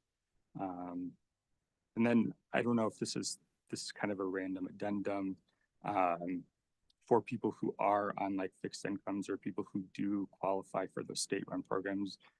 Based on a lot of the feedback that we got during the Truth and Taxation hearing, it does sound like a significant portion of our community isn't familiar with those programs. And so potentially, like if we run out, or as we kind of evaluate people's eligibility for it, like we can also make them aware of these other programs that might give us a little bit more flexibility in terms of the total number of people in our community that are going to find some sort of tax relief. Should we be looking at the through the county who's already receiving some kind of state assistance and try to work outside of that group? I mean, that's the thing that I struggle with is I think the people in those lowest income brackets, the people that are on significant like fixed incomes, like they're just getting Social Security, could really benefit from potentially having access to 2 programs. But that if we do go with that route, then we are kind of leaving out that I don't know how big of a segment of our like community's population that is that don't qualify for any programs, but really also can't afford kind of the increases that they might see in their mortgage or rent because of the tax increase. And so like I think there's a positive argument to be made for really prioritizing either one of those groups, but I think that's a decision that we'd have to make together as a council. Yeah. So I just wanted to state that we chose not to call it a pilot just for whatever reason, but it really is a pilot because the first iteration, the first $75,000 is 6 months. And the idea was that the council could add to it or they could stop funding it at any time. We'd most likely keep continuing to fund it. So we just didn't put an end date on as long as it's funded. And as far as, well, that was the main thing I wanted to express. But the other thing am I hearing the council say that you're not sure that we captured the affordability or the qualification levels that you were hoping for? I think it's partly, I think we very well might capture like a good portion of it, maybe not as much. Once again, I don't know like what income levels people who are kind of in that in between gray area where they don't qualify for state programs, but also like this increase is having a really substantial impact on their lives. And partly with it being kind of a first come first served basis, like people who are already receiving programming are a little bit more in tune A lot of them are already working with social service programs, and so they might get directed to like apply for this quicker than somebody who is in that weird gray area. Right. So yeah, as I was thinking through it, this is like a lot more complicated than I had initially envisioned in my head, but I like the idea of this being a pilot program where we can collect a lot of good data. We can see how many like people apply even after we've hit the limit, just to see what the general need or demand is. And if we can get just like some quick data about those individuals, I think that ultimately will help us make a much more informed decision that is really tailored to our community. So we would be in a place where if we were to move forward with this program, we'd be able to bring you that information by the time you were ready to make a decision for the budget for next year. I think we could have all of that information for you. The other thing is that I was going to mention is that we can change it at any time. This is a policy of the city council. And if you decide that you'd like to do it different, add money to it, change the qualification levels, you can do that at any time. It could happen at any time, and we can bring you back information at whatever intervals you'd like. Give you kind of report cards as often as you like. It does sound like we're maybe letting perfection get in the way of progress, and I really appreciate that, what you put together here, Marcy, and I support it moving forward. So if I'm getting this, tell me if I'm getting this right or wrong. We've budgeted 75,000 for this. And so if we start this on January 1st, and we allow for the 75,000, when we go to do our budget next year, then we're committed all the way. So we're committed starting January 1st to anybody signs up this program through December 31st of next year. June 30th. Well, no, right here it says, once approved, participants will be enrolled in the program for 1 year. Yeah. The people that get the. So if they're enrolled for 1 year, we have to commit to financing this through December of next year. So if we go into it next year, when does our budget starts? July 1st. July 1st, we're gonna have to approve $150,000 to keep the program. We're kind of on this odd cycle of when we're starting this program. Does that make, because we're doing 75,000 to get through July 1st. And then, but we've committed to people for 1 year. So we have to automatically approve another 75,000. Well, I think we have to see, I think to the whole apply. point, we don't really know how much we're gonna end up spending, so. Right. I But I'm think just saying, if we max out yeah. the total budget, then we'd have to spend. yeah. So initially, when we started the program and we worked with the attorneys and the administration team, we were just going to do a pilot program that it was just January to July, with us then coming back to the table with any revisions, feedback from council, and then doing those changes. And that's something that we can still do. And even though this is for a year, the reason that that is noted in the policy is people apply and then they're good until they reapply. So we want people to reapply again in June so that we can reset that cycle to be for our fiscal year versus what we're doing right now, calendar year, which does not align with what we're trying to do. And I apologize that we did not capture that clear enough. We've made some changes from when the initial policy was written to what come to you guys today, just based on some feedback and stuff that that we were receiving. So that is definitely something that we can look at and then do an adjustment for the budget based on, and I think that budget has to be approved in May. Yeah. Yeah. Correct? Yeah. So we would have a better idea of what that expenditure looks like. By May, yeah, you'll know how many people have signed up for it and kind of. Yeah. And that was my point, is that really you have to renew it every year because you have to assign a budget to it every year. But when is the renewal? Is kind of. We want to do the renewal in June. That is what my. Yeah. So right now we're doing it starting in January, Mhm. but we want to get on the schedule of renewing it in June. Yes, to stay with the fiscal year, to make it just In a sense, easier. a pilot program, 6-month pilot. Right. So Exactly. Yeah. So I think we're talking about renewal in a couple different senses. The council will renew it with the budget, but people can apply throughout the year, right? Correct. And it would go on a rolling year based on when they applied for it. Right. So, okay. Thank you. Anything else? So I think what we're approving is a pilot program, correct? In essence, yes, it is a pilot program. So do we want that to be in the motion? If you'd like it in the motion, if you'd like it on the title. We'd probably have to update the ordinance, right, Summer? But I could send that after to you, Yeah. Summer. So it's up to you guys, how you wanna, what your motion is, but I'm gonna ask for a motion.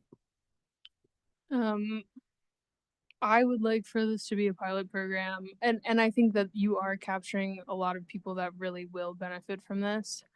I think I also know that you need to earn 150,000 as a household to afford a house here now. And there are a lot of people struggling, so I would like to continue to work with staff on how to expand and how to target other groups that would benefit as well. Are you making a motion? Yes. Ish. Yes. I move to approve the Moab City of Moab Residential Utility Assistance Program policy as a pilot program. And the accompanying ordinance 2024-06 as presented. Does that need to be amended to incorporate as a pilot program, or are we just You could just leave out as presented. We'll make the changes where it Strike. needs to be. striking as presented? Yeah. All right, we have a motion by Caitlin to approve the City of Moab's Residential Utility Assistance Program policy as a pilot and the accompanying ordinance 2024-6. Do I have a second to that motion? Seconded by Luke. Luke rose his hand first. So motion by Caitlin, seconded by Luke. Any discussion, Caitlin? Yes, I think I still have some, I think at this point it's probably best for us to just like maybe meet and talk about this. I have some questions about, especially for renters and how you're gonna define household income with unrelated renters and just a lot of small Sure. details. So I'd love to keep talking about this with you, but thank you so much for pushing to have this put together for us. You're welcome. Luke? Yeah, Thank also you. like really appreciate all the work that was put in. The one other thing that I would ask is just kind of taking measure of how this is impacting staff. Because it's one of those things, I don't want to make this overly complicated where it just becomes overly burdensome for staff as well. Mhm. But so yeah, that type of feedback with any reports that we receive would be really Absolutely. appreciated. And how often are you guys wanting reporting on this? Once a week. Yeah. I mean, We'll talk about that later. Okay. I'll meet with council in December. We'll get it. all right, Okay? perfect. Thank you. Every night. All right. We have a motion by Caitlin, seconded by Jason. Any further discussion? By Luke. I mean, Luke, sorry. You guys are wearing the same coat. Confuse me. Any further discussion? All in favor of the motion, say aye. Aye. Aye. Any opposed? Motion passes 5-0. Thank you, Marcy. Great work, Yep. Marcy. Marcy, Good luck guys. on your test tomorrow. Oh, Yes. See, you guys made her all nervous. All right, next up, we have consideration of approval for task order for professional services with Hanson, Ellen and Lush Incorporated for the design of the Mill Creek Stream Corridor project in the amount of $189,000. This is in the budget. This is part of our capital improvement project. We've discussed this in the past. And this corridor is between 100 West and 500 West, just to make that clarification. Mark. Okay, I'd add to that, kind of a little later into the process, we decided that we would start calling this the Cross Creeks area, because we realized that that's what that park area is called. So if I refer to it as Cross Creeks, I'm just shortening the very lengthy title that we have for this. So we'll be doing an alternatives analysis here to evaluate mostly how to get the trail back into there and make it function. We had some problem in the past where with maintenance, the approaches to our ped bridges there would get wiped out. The trail would get covered in sand, and the pedestrian underpass at Fifth West gets sedimented in. So the idea here is that we are hoping to discover some alternatives that will both benefit the flooding situation down there, as well as enable us to install a trail network that will be more sustainable and easier to maintain, really. And there's always the possibility here that I must admit that will not be good solutions. It's going to be kind of a tough area, but the purpose of this study is to tell us that, hopefully, and hopefully provide some alternatives that will work as well. I'll add to this, the impetus for this study is the flooding that happened down there. The area is a park area. It had a trail through it. It's currently closed. And we are looking at the entirety of this parkland, how it functions as an area that receives drainage, how it functions as an area that moves people and with active transportation and everything else as far as vegetation and environment and everything goes. So this is a comprehensive review, and this is just one of the studies that we're doing, and we'll be coming back to you in the future with recommendations. But this is to get the study started. The area has changed over time. In fact, we've seen a big change just in the last year. So it's important for us to continue to work with the environment or the land as it's changing and evaluate it as it has changed. So that's why we can't rely on, so to say, old plans or things that we thought we would do previously, because our environment keeps changing. We do think that this is a good time to go into this. We can get this going really quickly. We'd like to get results back quickly, and we'd like to do a comprehensive review. So we're trying to address all of those issues down in this area. Yeah. I'd also add that there is a separate study in the works that is a more holistic floodplain watershed study that was not meant to look quite so specifically at this spot, especially not with regards to the trail. So I just want to kind of head off any confusion that might be there. Questions for Mark? Mark, can you remind me or tell me for the first time that who is Landmark Design? How do they fit into that?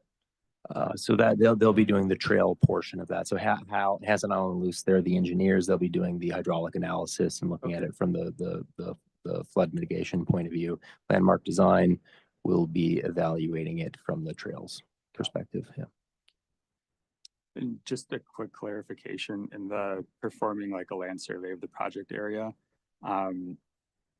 it says that there's the potential of using like the 2018 LiDAR data as a cost reduction measure, but the proposed budget includes a full survey. So no, can I just, sorry, I didn't mean to cut you off. No. But we are, we're petitioning the state to fly LiDAR for us. And we believe that's going to happen, right? And that LiDAR would be at the expense of the state, and it could be used for this. So we don't necessarily need to add it to the cost, but we will be using updated LiDAR. Okay. And there is 2018 data, and this is a time and materials task order. So if we don't spend the money, then we just don't spend it. Any other questions for Mark? Yeah, I guess so. Was there a study done at one time for this area? Yes, there was a study. It focused on a few key areas. We put together some plans.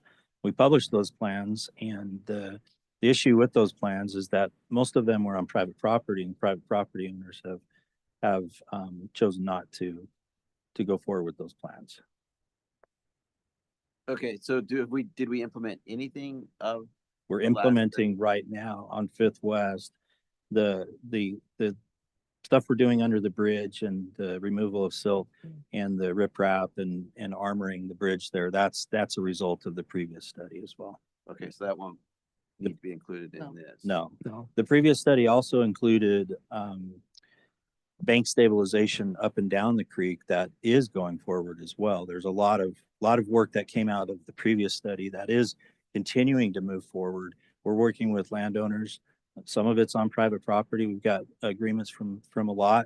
Some people have chosen not to participate, and that's their choice. It's their own private property. And but yes, there was a study, and we are moving forward with as much as we can from that study. And some of those, just to be clear, are in entirely different areas too. Not even in this Cross Creeks area. Right. Okay. So and then the study is on this said 191 to Fifth West. Yeah, that's just kind of where they considered the trail to begin. So the primary focus is going to be between 100 West to 5th West. I think we overshot that a little bit just to include the pedestrian facilities upstream there. I keep, I don't mean to frustrate, I'm kind of frustrated because it's, and I think we need to quit using the word trail, you know, in this, because a lot of those residents down there in that area, they're not worried about the trail, they're worried about the floodplain, you know, and to me, I think we need to get the creek mitigation taken care of, you know, before we start worrying about the trail. So to me, I'd be like, hey, we're worried about creek mitigation, and a sub up thing of that is the trail, you know, and stuff. Because I think that's, you know, a lot of these residents are concerned is that they think that we are more concerned about this trail system going through there than the actual floodplain of where this creek is going, you know. And I think, like, as a councilman and a representative, I'm more concerned about where the water is going than worried about if we have a trail that goes through there. I think it's a whole big picture. Yeah, I know. Yeah, And I do think there's great potential with the trail to actually utilize it, and it's the construction of it as a flood mitigation. Right. Absolutely. I do too. But yeah, but I think it should be flood mitigation. Oh, hey, we can incorporate this trail, you know, right here, and it works, you know, holistically, you know, with this. And so, but I think when like these residents, you know, that live along this corridor, you know, there's this thing that they think that we're more concerned about trails than we are about flood mitigation. That's not true, you know. And I can reiterate that is not the impetus. Again, the impetus for this study was flooding and moving water through that corridor.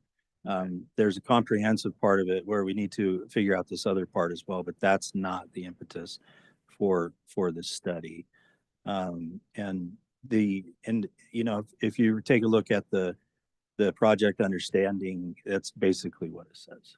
Right. And like what you're going back to is like, hey, this study may come back and go like, you know, you can have flood mitigation, you can have this creek flowing, but you're not going to get a trail. Yeah. So, and well, I think it's kind of like you're saying, they may say that they don't have a good plan for it. Yeah. Or we're going to have a trail, but we're going to have to maintain it every time there's a flood. Yeah. Right.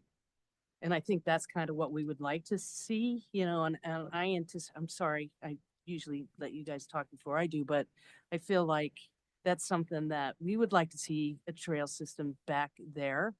It's used a lot, but I think we also have to expect that it's going to get wiped out every time there's a flood down there, unless, I mean, I don't anticipate that we're going to have a permanent trail there that's going to withstand another flood like we had in August. Probably not. So I'll throw out kind of an example that is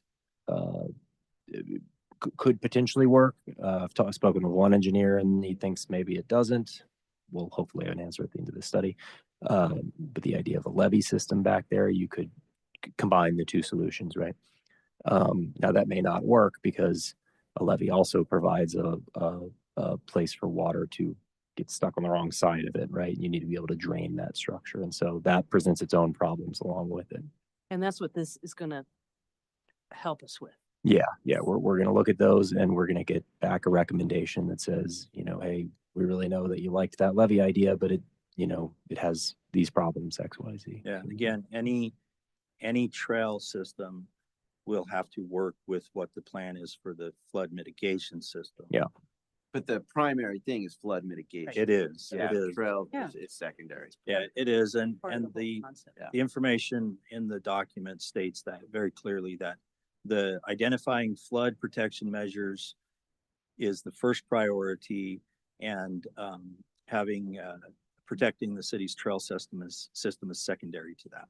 Okay, I think that's important to clarify for residents who are probably watching but not reading the documentation. Gotcha. Great. All right, I'm going to ask for a motion.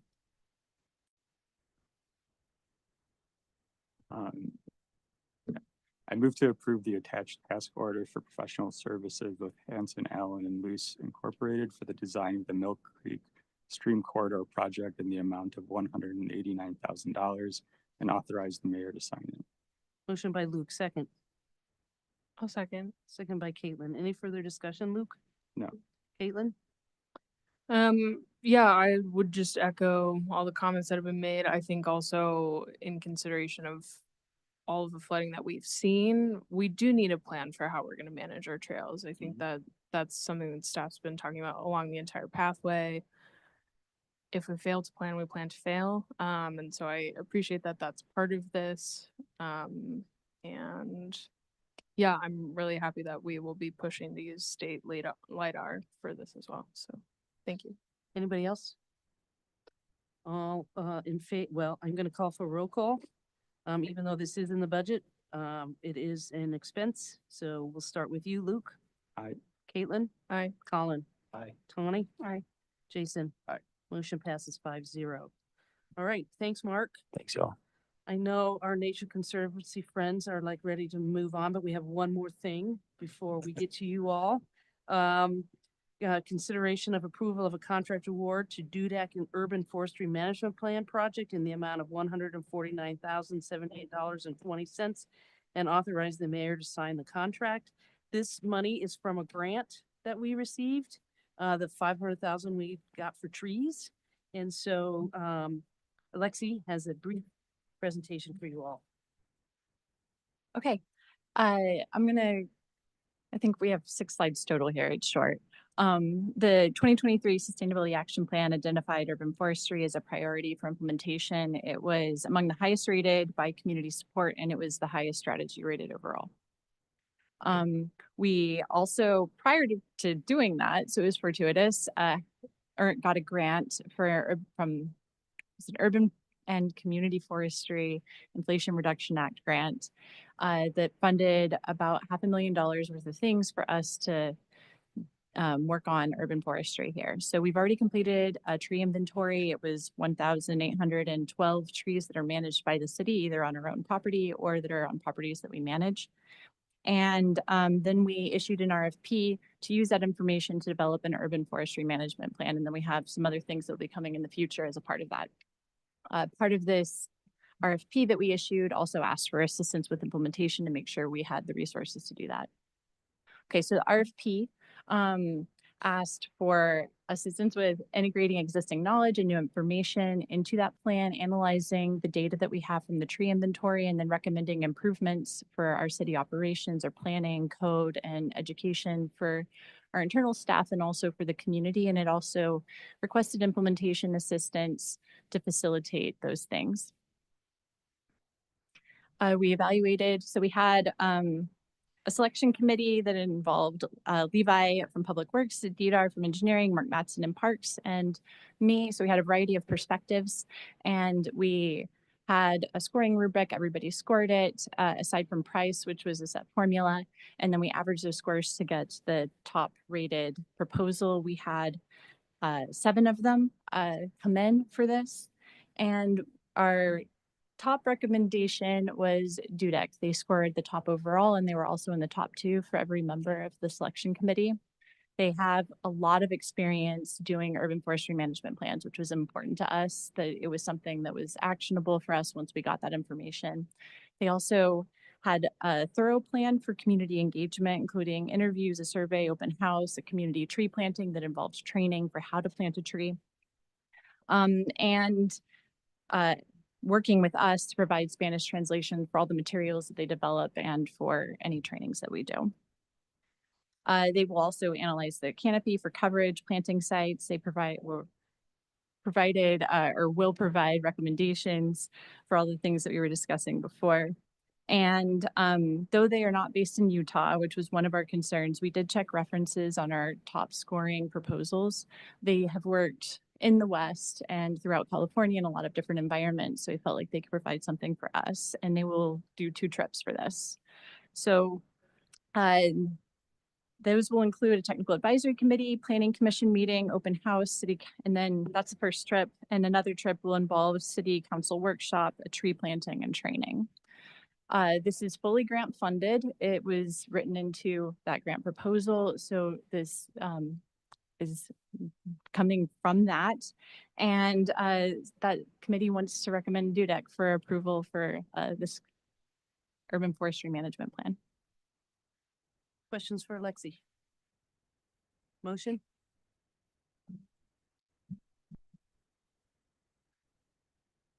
Can make a motion. I move to approve the urban forestry management plan contract with DUDEC in the amount of $149,078.20 and authorize the mayor to sign it. Motion by Colin, second. A second. Second by Tawny. Further discussion, Colin? No, I'm just excited to see what the outcome of this is and finally see this moving forward in that grant. Tawny? No. Anybody else? Just, yeah, really excited to see this moving forward. I'm hoping that we can potentially like bring in some of the local experts as well as we kind of evaluate everything here. But Yes, we plan to in the technical advisory. Thank you. Anybody else? This again will be roll call. Colin? Aye. Connie? Aye. Caitlin? Aye. Luke? Aye. Jason? Aye. Motion passes 5-0. Thank you, Alexi. Thanks. Way to go through that quickly. All right, nature conservative folks, now you're here. Our next item is 6.6, consideration of approval for the mayor's signature for a grant application to the Bureau of Reclamation Upper Colorado River Basin System Conservation and Efficiency Program grant for the revitalization of the Scott and Norma Matheson Wetlands Preserve with a grant request of $21,027,500. We'll start with Michael and then Sue and Mark. Michael. If you Yeah. guys want to go ahead and come up. So as the mayor mentioned, this is directed at the Scott and Norma Matheson Wetlands Preserve. And the idea is to create a cohesive relationship between wastewater treatment and wetland management. The preserve has seen their wetlands recede due to drought. And that's one of the items. The other item is that the wastewater treatment plant outfall is outdated and deteriorating as well. That would be part of this project, the outfall, which is already on your CIP that is not funded at this moment. The proposed solution is to construct a tertiary water treatment facility at the wastewater treatment plant to replace the existing outfall pipeline with turnouts to distribute treated water to the wetlands and to the Colorado River. There's 3 phases on this. It could take up to 4.5 years to potentially complete this project if it is funded. The managing partners or the city of Moab will be the applicant working with the Nature Conservancy who owns the property where the water would be going. The outcomes we're hoping for increased wetland area and health, improved water quality in the Colorado River, and enhanced habitat for the over 300 species of wildlife in that area. The estimated cost, as the mayor pointed out, is over $21 million. This is a no match grant that we're applying for. And I mentioned the timeline already, but there's just one other thing I just want to make sure everybody understands. Operation and maintenance is still something we're talking about.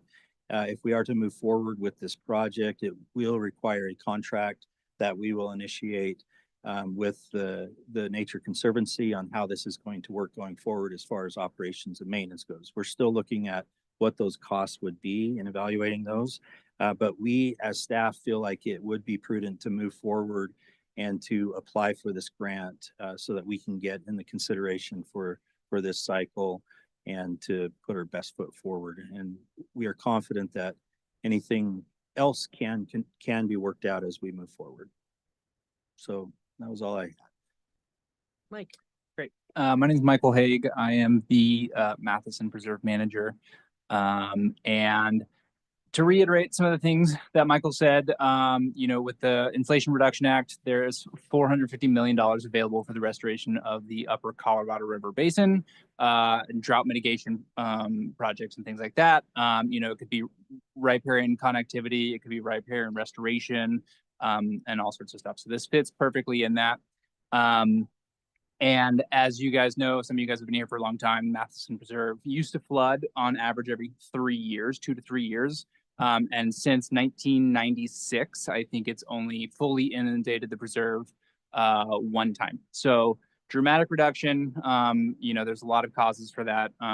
But in short, a lot of precipitation falls as rain instead of snow. So spring melt is a lot less intense, a lot less high volume flow coming down the Colorado in the spring. So the inundation is less frequent. And this is a golden opportunity to get more water into the preserve. As Michael said, clean that water. Right now it has heavy metals that are, essentially being dumped into the Colorado because dilution is the solution to pollution. And so putting that tertiary treatment plant in will benefit a lot of things, including the ecosystem of the Matheson Preserve. I think there's also a big community benefit. TNC has some projects in the works. We are trying to move our parking lot to the 400 North entrance. So we're going to kind of do this grand opening there and revamp the parking lot there, install a bunch more boardwalks, outreach and education programs, things like that. And so, with this influx of water kind of bringing back the preserve, it'll be pretty synergistic with some of the things that we are trying to push forward as well. And we also have a crew in there currently getting rid of a lot of the invasive species. They have about $500,000 dedicated towards Russian olive removal in the wetlands. And so having more water in there, once all of that is gone, will help maintain those native species rather than allow that Russian olive to kind of come back in. So, it is a big grant. It would be a big program or a project. There are details that, we have discussed that we would work out after award of the money, if we are awarded the money. So, Questions for Michael or Michael? No, I think this is a great project that needs to happen to revive the wetlands. Yeah. All that comes to mind to me is mosquitoes. Yeah, that's true. That is something that should be addressed for sure, right? And I think that, there are specific levels, a depth of water where if you reach a certain level, mosquitoes don't breed in. And so we would have to strike the balance of that, I would say. All right. I'll ask for a motion. I move that Moab City Council grant approval for the mayor to sign the standard forms for the Bureau of Reclamation Upper Colorado River Basin System Conservation and Efficiency Program grant, requesting $21,027,500. $1 million. 21, I thought I said that. Yeah. $21,027,500 to construct a new sewer outfall and a tertiary water treatment plant for the revitalization of the Scott and Norma Matheson Wetlands Preserve. Motion by Luke, second. Second by Colin. Discussion, Luke? Nope. Colin? Anybody else? All in favor of the motion, say aye. Aye. Aye. Any opposed? Motion passes 5-0. Thank you, guys. Thank you you. for your patience. All right, we're getting close. 6.7, consideration of letter support for the GWISA application to the Bureau of Reclamation for funding through the Upper Colorado Basin System Conservation and Efficiency Program. If you guys remember, they came to us, I think, at our last meeting and requested a letter of support. We drafted our own letter to support just the wetlands portion. And Michael, do you want to? I drafted a letter of support that just includes the wetlands portion, as the mayor just stated. And it's there for your consideration, so. Now, there was some discussion about them providing one back. Right, and they agreed to that. They did agree to that, yeah. So include that in your motion. Do I have a motion? Yeah.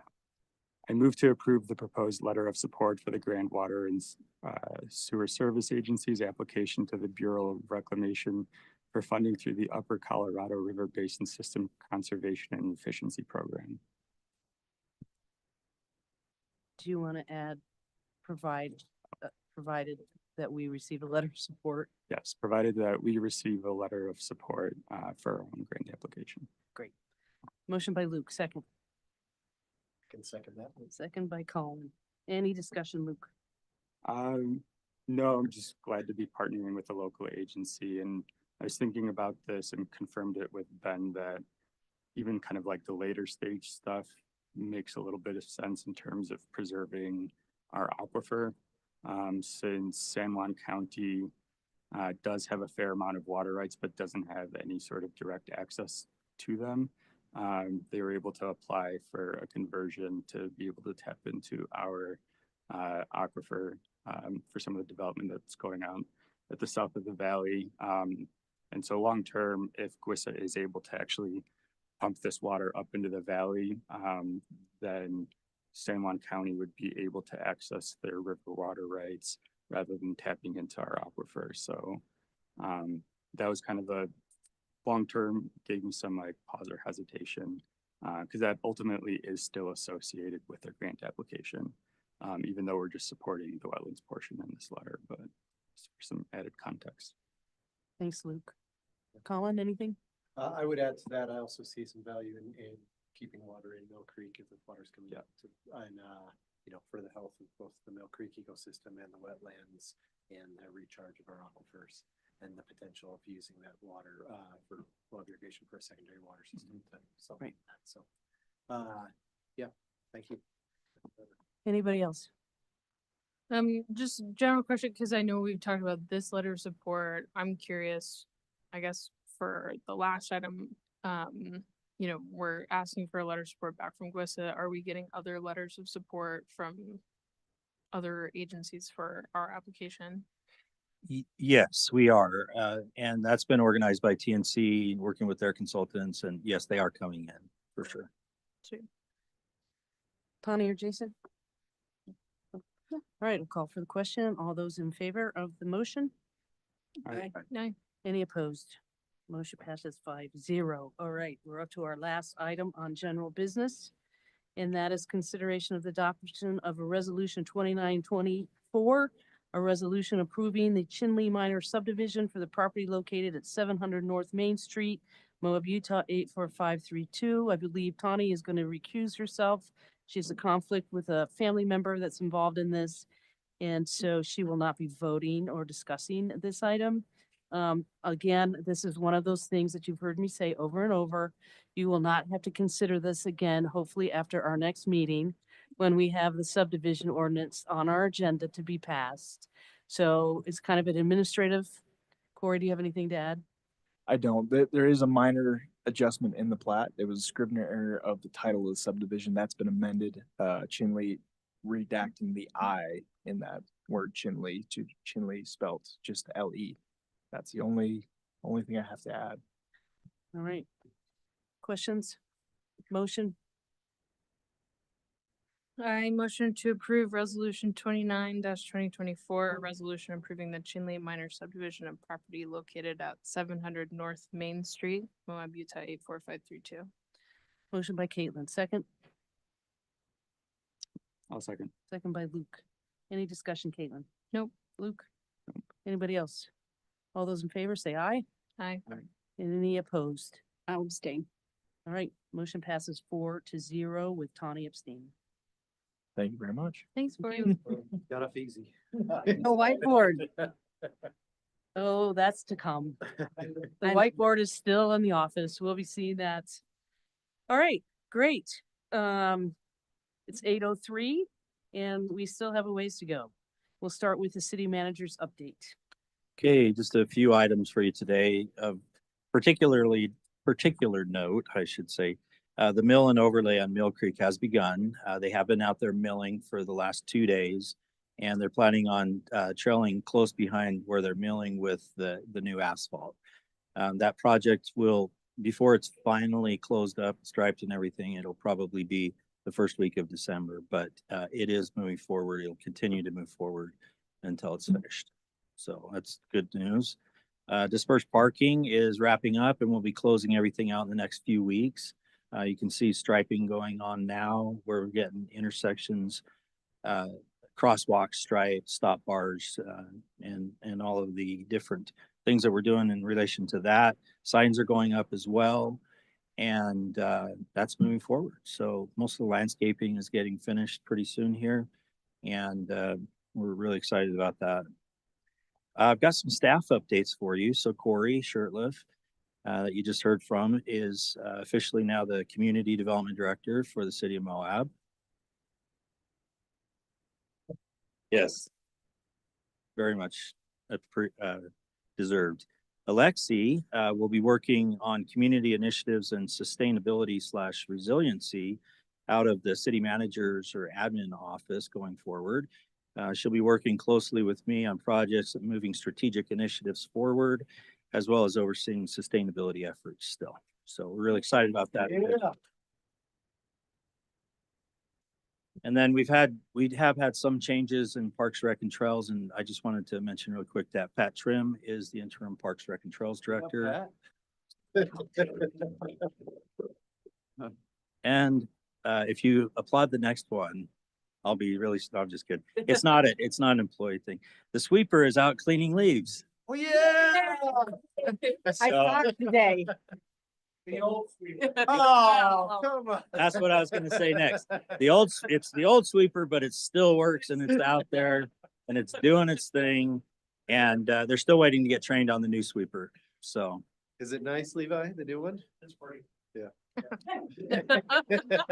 It's along. Yeah, still needs people to run it, so they gotta learn how to do it. So those are my updates for today. Great. Thank you. Thank you, Michael. All right, council reports. We'll start with you, Luke. I really haven't had too much aside from the meeting with the mayor. But I've LHC tomorrow, and a bunch of other stuff coming up. So And you'll be at our next meeting, correct? what's the date? December 10th, I believe. Yeah, it was? I'll be back to that. Good. All right, Colin. 25th had an APC, which is the Atlas Park Committee, also the After the Pile Committee meeting, and it's exciting to note that the 15 million tons celebration is December 19th. Huge milestone and getting very close to completion on that project. On the 29th, I had a solid waste meeting with the new HR consultant and the attorneys, and just kind of dialing things in up there. And I got to meet with the mayor on the 4th. And then today I had a trail mix meeting where we finalized a very long process of getting a letter of support out to the BLM scoping period for e-bikes. Yeah, and I will note that I am stepping down as the chair of Trail Mix, and so I look forward to having a little bit more free time on my hands. Oh, we'll find something. Good things coming. I know you will. Well, solid waste is providing plenty of opportunities for me, so yeah. Okay, That's it. Thank you. thank you, Jason. All right, kind of a slow week. I met with the mayor last week. And then we had an airport board meeting, which not a ton of stuff happened there. A lot of kind of still going over policies and we did interviews for board members, and we got a new board member, Rachel Paxman, is now on the airport board, and that is all I have. Great. Connie.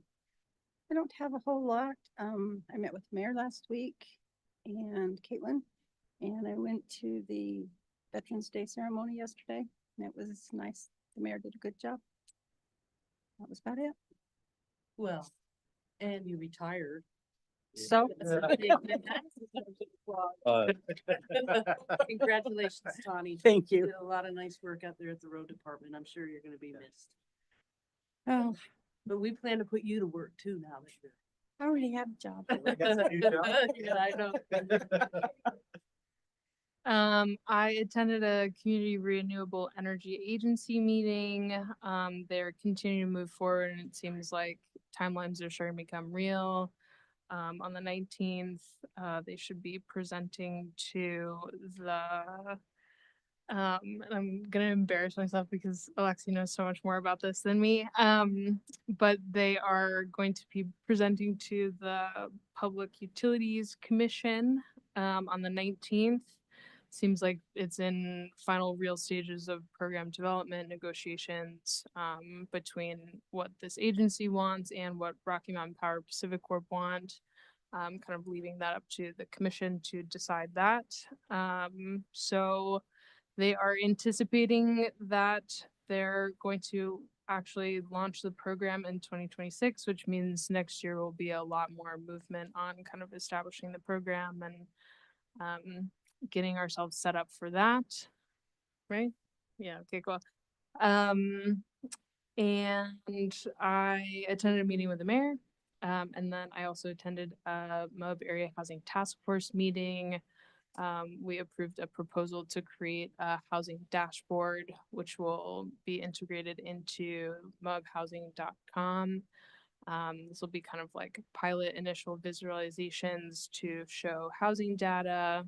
And then secondly, talked about a proposal for kind of that housing task force to partner with the city and county and housing agencies to implement the Moab Area Affordable Housing Plan.